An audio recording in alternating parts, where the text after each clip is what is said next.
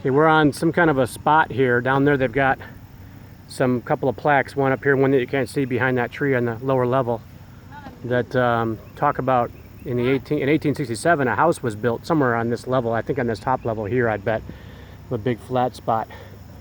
And it was kind of the city center for the time, and they had church there, and they had a political seat there, and then they also had like a Masonic lodge there, of course.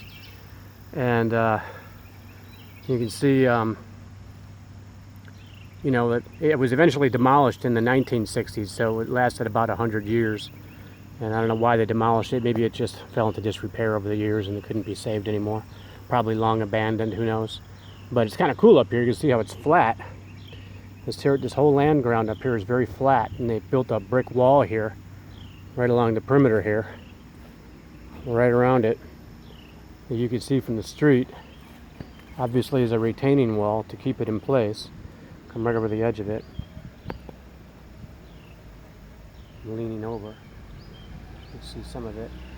And they have this, everywhere you go up on the mountains, they have these retaining walls, obviously for the War of 1812, maybe even earlier war for independence.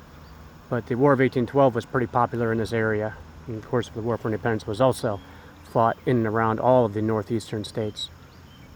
So, what the British still call the colonies, but states they are by conquest, nonetheless. And these trees, then, if the house was here, it's been demolished to such an extent that there's nothing remaining. There is no foundation. This rock wall foundation probably was part of the house. The same thing with that right there. That outer wall there, you can see, I imagine that was also part of it. This guy come down here with his bicycle. We were just up there, it was crazy. That was a long hike, man. And so this house was obviously built here and then here was a lower level down here, and then maybe it's probably the end of it there.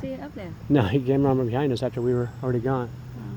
So there's all kinds of herbs, and there's a fruit tree up there, quite a few patches of fruit trees that bear some kind of a fruit resembling.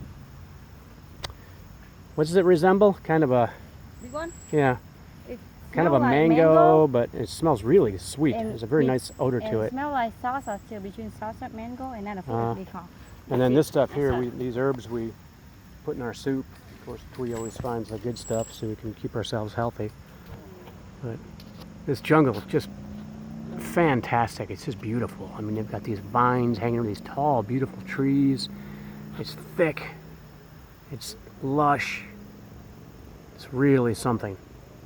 I don't see too many jungles like this around America. This is really a beautiful example of Maryland and the Northeast in general. It smells beautiful. And down here, of course, you have the river that floods out eventually, you know, into the bay that leads into the Atlantic further down. What do you call it? Let me see how it's spelled. P-R-E. Perilla. Ah, interesting. Perilla, some kind of herb. Tasty. Smells really good. Smells good, tasty, good for you. We figured we better get out of there before it got too dark. You can feel the sun coming down. Hope Park closes at sunset, of course, but you get stuck up there in the dark, you're in a world of hurt.